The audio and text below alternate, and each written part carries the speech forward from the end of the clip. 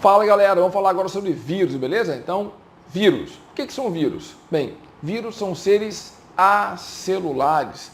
Vírus são seres vivos acelulares. Espera aí, pessoal. São seres vivos ou não são? Bem, ok, isso não é consenso. Eu entendo que são seres vivos, por quê? Quais são então os argumentos a favor dos vírus serem seres vivos? Bem, primeiro argumento, possuem material genético. Material genético é algo exclusivo dos seres vivos. Eles têm capacidade de evoluir, eles evoluem com o tempo, tá? E a prova disso é, por exemplo, você ter gripe várias vezes na vida, porque os vírus se modificam ao longo do tempo, e essa mudança que é a evolução. Bem, os vírus têm capacidade de reprodução, só que para isso eles precisam de uma célula, certo? Os vírus sabem controlar o metabolismo, só que eles não têm a célula. Então o problema do vírus é não ter célula, o vírus é acelular. E esse é o argumento usado por quem defende que o vírus não é um ser vivo. Por quê?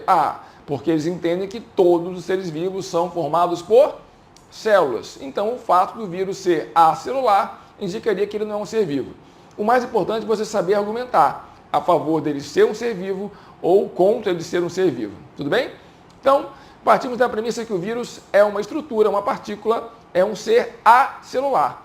Constituído de quê? Basicamente de uma cápsula proteica ou um capsídeo proteico que inclui o material genético dentro. Material genético que pode ser ou DNA ou RNA, nunca os dois, ok? Ou é o DNA ou é RNA, nunca os dois. Com relação a isso, detalhe interessante. Os vírus podem ter DNA de fita simples. Normalmente o DNA é uma fita dupla, dupla hélice. Mas alguns vírus têm DNA de fita simples. Eu falo então que são vírus com DNA unicatenar. E também podem ter RNA de fita dupla. Também não é comum. O usual é o RNA ser de fita simples. Nesse caso, os vírus teriam então um RNA de fita dupla ou bicatenar. Beleza? Então, vírus ou tem DNA ou tem RNA. Quando ele está fora da célula, quando ele não está parasitando uma célula, eu vou chamar a partícula viral de vírion. Então, um vírion é a partícula viral no ambiente, fora, portanto, de uma célula hospedeira. E como o vírus precisa sempre parasitar uma célula para conseguir se reproduzir, aí vem aquela frase clássica, o vírus é um parasita intracelular obrigatório, certo? O que significa dizer que o vírus é um parasita intracelular obrigatório? Significa dizer que ele só consegue exercer qualquer atividade metabólica quando está parasitando uma célula, a sua célula hospedeira. Beleza? Então temos aqui alguns exemplos de vírus. Ó. Esse é um vírus simples, vírus do mosaico do tabaco, tá? Que tem RNA com material genético e o capsídeo proteico com os seus capsômeros, né? As proteínas que vão formar a cápsula ou o capsídeo. Aqui o adenovírus também com o seu capsídeo, né? Uma cápsula proteica e o DNA dentro. Então esse é um DNA vírus e esse é um RNA vírus. Alguns vírus são mais complexos, apresentam um envelope viral. Esse envelope é uma membrana lipoproteica. Esse, por exemplo, é o caso do vírus influenza, o vírus da gripe, que tem um envelope viral. Dentro do envelope tem o capsídeo com as moléculas de RNA. O vírus da gripe é um RNA vírus. E o vírus mais simples que existe é o bacteriófago. Ele tem um capsídeo, um material genético que é sempre DNA, e ele parasita bactérias. Então, bacteriófago é o vírus que parasita bactérias. Vamos falar sobre ele então? Olha só. Como é que funciona o ciclo de vida de um bacteriófago? Essa então aqui ó, é a ideia, é esse o esquema que mostra o ciclo de vida de um bacteriófago. Ele vai parasitar a célula, vai inocular o seu DNA. Então, o ligante do vírus vai se conectar ao receptor presente na bactéria. Ele então injeta o seu DNA. O DNA do bacteriófago está aqui. O que vai acontecer com o DNA do bacteriófago? Ele pode ficar perdido no citoplasma da bactéria. Aí ele então vai constituir uma partícula chamada epissomo. Então, epissomo é essa partícula formada pelo DNA viral que não se juntou ao DNA bacteriano. Quando ele se junta ao DNA bacteriano, vai haver então a formação do provírus, que no caso do bacteriófago vamos chamar de prófago. Então o prófago é o quê? É o DNA viral do bacteriófago associado ao DNA da bactéria, beleza? Se fosse um vírus diferente, seria chamado de provírus, e aqui, como é o bacteriófago, chamamos de profago. Bem, esse profago ou DNA viral pode ficar inerte, pode ficar sem nenhuma ação, ele fica quietinho. E aí, à medida que essa bactéria for se dividindo, gerando novas bactérias por métodos assexuados, vai duplicar o DNA e, consequentemente, duplicar também o DNA viral. Então, a gente considera que o vírus está se reproduzindo, porque o DNA viral está se reproduzindo. Esse mecanismo aqui é um mecanismo que a gente chama de ciclo lisogênico. Por quê? Porque o vírus não está gerando novos vírus. Ele está inerte, ele não está se multiplicando. Então aqui nós falamos que o vírus está temperado e a bactéria é uma bactéria lisogênica. Então no ciclo lisogênico, o vírus é um vírus temperado, não está formando novos vírus e a bactéria é uma bactéria lisogênica. Bem, algum fator ambiental pode então ativar o ciclo lítico, pode fazer com que o DNA viral passe agora a ser transcrito, traduzido, e o vírus então passa a usar a estrutura celular para formar novos vírus. Então vai haver a transcrição, a formação do RNA viral, consequentemente esse RNA vai ser traduzido, gerando as proteínas virais, que vão formar novos capsídeos, e vão ser formadas novas moléculas de DNA viral. Então, os capsídeos mais o DNA viral vão formar novos vírus. Esses vírus vão romper a membrana e a parede celular bacteriana, liberando novos vírus. Esse é o ciclo lítico. Então aqui nós temos um vírus virulento e a bactéria lítica. Então no ciclo lítico, novos vírus são formados, a bactéria morre, a bactéria é lítica e o vírus é um vírus virulento. Bem, nós vimos então que o vírus pode ter DNA ou RNA. Quando o vírus tem DNA, o ciclo é normal, a expressão gênica é igual à nossa. O DNA é transcrito, forma um RNA, o RNA mensageiro vai ser então traduzido. E nos vírus que têm RNA? Os vírus que têm RNA, o mecanismo vai ser um pouco diferente. Então vamos separar os vírus de RNA em dois grupos. Os RNA vírus não retrovírus e os RNA vírus retrovírus. Vou começar pelo último. Então, o que é um retrovírus? Retrovírus é aquele vírus que possui RNA e que, durante o seu ciclo de vida, vai produzir DNA. Então, o retrovírus, que é o caso do HIV, o vírus da AIDS, possui RNA e possui uma enzima chamada transcritase reversa. A transcritase reversa vai atuar na leitura do RNA e na produção de um DNA a partir desse RNA. Por isso o nome, transcritase reversa. Ela faz uma transcrição ao contrário. Transcrição e a produção do RNA a partir do DNA, tendo o DNA como molde. Aqui não. O RNA vai ser o molde para a formação de um DNA. Daí o nome transcritase reversa da enzima que faz o processo. E aí, produzido o DNA vai ser transcrito para formar RNAs que vão ser usados na produção de proteínas e novos vírus vão se formar. Ok? Então a transcritase reversa é uma enzima específica, exclusiva dos retrovírus. E os RNA vírus que não são retrovírus? Bem, aí vão ser de dois tipos. Tem os RNA vírus com RNA senso negativo ou fita negativa e os RNA fita positiva. Qual é a diferença, pessoal? Olha só, a dica é importante. Os ribossomos só conseguem ler o RNA mensageiro de 5' para 3'. É isso mesmo. Os ribossomos só conseguem ler o RNA mensageiro no sentido 5' para 3'. E não confunda. As polimerases, tanto a DNA como a RNA polimerase, leem de 3' para 5' e montam o ácido nucleico que vai ser formado, DNA ou RNA, de 5' para 3'. Então, o sentido da montagem do RNA mensageiro, por exemplo, é de 5 para 3. E ele é lido no mesmo sentido em que ele é montado. Então, o ribossomo só lê de 5 para 3. Lembrou disso? Beleza.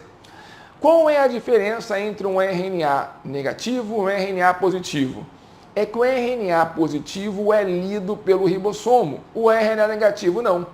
Então, o ribossomo só consegue ler, só consegue traduzir o RNA de fita positiva. Isso quer dizer o seguinte, o RNA de fita positiva tem orientação 5' 3', enquanto que o RNA de fita negativa tem orientação inversa, 3', 5', e esse o ribossomo não consegue ler, certo? Bem, como as fitas de ácido nucleico são sempre antiparalelas, quando eu leio uma fita 5', eu monto uma 3' e vice-versa. Então, olha que legal.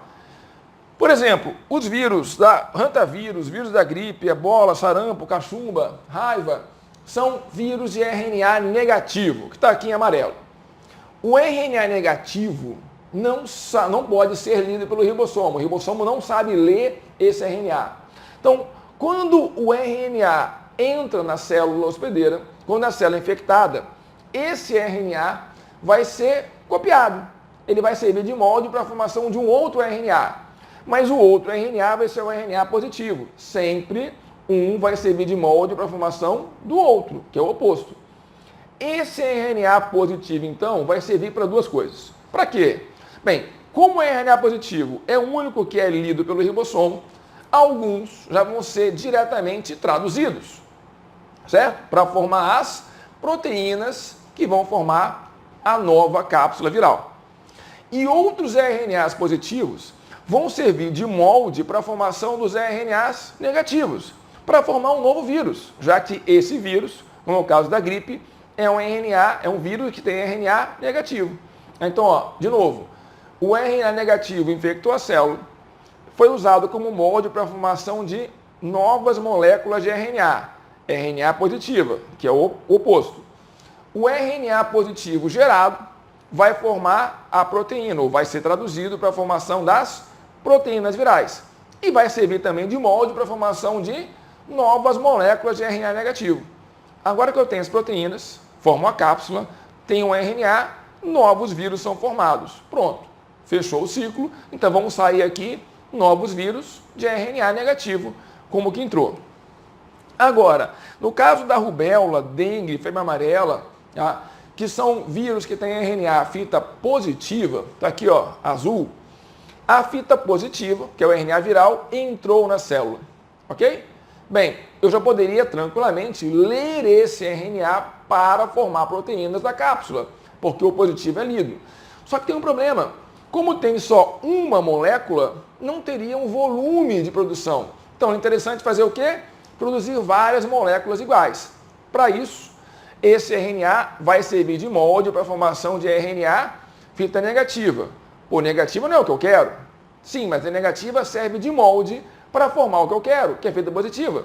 Então, esse RNA negativo formado vai servir de molde para a formação de várias moléculas de RNA fita positiva, que vão ter uma dupla função. Vão ser traduzidos para a formação de proteínas virais, e são essas mesmas moléculas de RNA fita positiva que vão se juntar com o capsídeo para constituir novos vírus. Então, os novos vírus vão ser liberados, todos com fita positiva. Ok? Então, é importante você lembrar duas coisas. Fita positiva serve de molde para a formação de fita negativa e vice-versa. E o ribossomo só consegue ler os RNAs fita positiva. Por quê? Porque ele só lê o RNA no sentido 5' para 3'. Beleza? Então vamos ver um caso específico aqui. Olha só, esse é o caso do vírus da gripe, o influenza. O vírus da gripe é interessante porque ele tem um envelope. Ele é um vírus envelopado. E nesse envelope são encontrados dois tipos de espículas, que são os ligantes, que vão se conectar aos receptores da célula hospedeira. São as espículas H e as espículas N, certo? Daí os vírus, né? H1N1, H5N1, H e N são as espículas, são os ligantes presentes no envelope viral, certo? H é de hemaglutinina e N é de neuraminidase. Então, tem as espículas H de hemaglutinina e as espículas N de neuraminidase, beleza? Pois bem, com a conexão espículas, ligantes, né, com receptores, o vírus vai ser fagocitado. Detalhe importante aqui, no caso da gripe, o vírus é fagocitado, ele vai ser endocitado. E essa endocitose, após essa endocitose, vai haver então a ruptura da membrana do endossomo, a ruptura do envelope viral, e aí os capsídeos vão ser liberados, cada um contendo o RNA, fita positiva, que é o caso da gripe, ou a fita negativa, que é o caso da gripe, corrigindo, fita negativa, que é o caso da gripe. Então, ó, como o RNA é de fita negativa, o RNA viral é fita negativa, dentro do núcleo ele vai servir de molde para a formação de RNA fita positiva. Esse RNA fita positiva vai ter duas opções, então, dois destinos. Vai sair do núcleo para ser traduzido, ou vai servir de molde para a formação de novas moléculas de RNA fita negativa, que é o RNA do vírus da gripe. Então, esses RNAs negativos vão sair. Então, eu vou ter aqui, ó, as proteínas virais formando o capsídeo viral junto com o RNA, mais o envelope, que vai ser da própria membrana, formando, então, novos vírus da gripe. Ok? Então, no vírus da gripe, esse é o ciclo. Tá? Um outro vírus importante, que é muito importante lembrar, é o HIV. Bem, no caso do HIV, algumas diferenças. Primeiro, o HIV vai parasitar células diferentes do vírus da gripe. Enquanto o vírus da gripe vai parasitar principalmente células de vias aéreas, o HIV tem como alvo principal o linfócito T CD4 ou o linfócito T auxiliar, certo? Aqui também, ó, os ligantes são diferentes e vão reconhecer um outro tipo de receptor, que é o receptor CD4, a proteína CD4, que é típica da membrana do linfócito T CD4. O vírus, então, vai se conectar ao ligante. E aqui não vai haver a endocitose, como ocorreu no caso da gripe. Aqui vai haver a fusão do envelope viral com a membrana da célula. Então, com essa fusão, vai haver, então, aqui a entrada do capsídeo viral.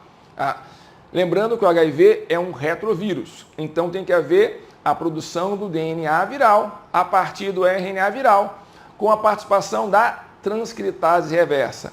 Essa enzima já estava dentro do vírus. As nossas células não têm essa enzima. Então, o vírus já traz consigo a enzima. Então, a transcritase reversa vai formar, então, o DNA viral. Esse DNA viral, então, lá no núcleo, vai se juntar ao DNA da célula. Para isso, uma outra enzima é necessária, enzima que também veio com o vírus. Essa enzima se chama integrase. Então, a integrase é uma outra enzima que já estava no vírus e que é fundamental para que eu fazer essa integração, a ligação do DNA viral com o DNA da célula, formando então aqui o provírus. Agora, esse DNA vai ser transcrito. Então, o DNA viral vai ser transcrito. Vão se formar, então, novas moléculas de RNA viral. Bem, algumas dessas moléculas vão ser traduzidas para a formação das proteínas virais. Curioso é que tem aqui um único sítio de início e um único sítio de término de tradução. Então, é uma única cadeia polipeptídica que vai ser formada. Só que essa cadeia polipeptídica longa, na verdade, são várias proteínas conectadas. Então, uma terceira enzima vai ter que agir aqui, quebrando essa cadeia polipeptídica em pequenas proteínas virais. Essa enzima se chama protease. Então, a protease vai fazer isso. A protease também veio no HIV. Então, são 3 enzimas fundamentais para o metabolismo do HIV. A transcritase reversa, que tem a função de produzir o DNA a partir do RNA viral. A integrase, que tem a função de juntar, integrar o DNA viral ao DNA da célula hospedeira. E a protease, que tem o papel de quebrar, dividir a proteína, a cadeia polipeptídica formada da tradução do RNA viral. Certo? Pronto. Tenho proteínas que formam capsídeo, tenho novas moléculas de RNA, então novos vírus vão se formar. Esses vírus formados vão então poder parasitar novas células. Tranquilo? Bem, então, lembrando aqui, pessoal, o HIV é um retrovírus, tá? E causa uma doença muito grave, que é a AIDS. O que os medicamentos anti-AIDS fazem? O coquetel anti-AIDS faz o quê? Como é que ele consegue bloquear a reprodução do vírus? Basicamente inibindo essas 3 enzimas que eu falei. Então, alguns medicamentos, o mais conhecido, o AZT, o primeiro a ser produzido, inibe a transcriptase reversa. Outros medicamentos inibem a integrase e outros ainda inibem a protease. Então, o uso conjunto desses 3 tipos de medicamentos vai aumentar a chance da reprodução viral ser bloqueada, consequentemente impedindo o agravamento do quadro clínico do paciente com AIDS. Beleza? Bem, então sobre vírus, pessoal, é isso aí. Então, continue estudando. Até a próxima.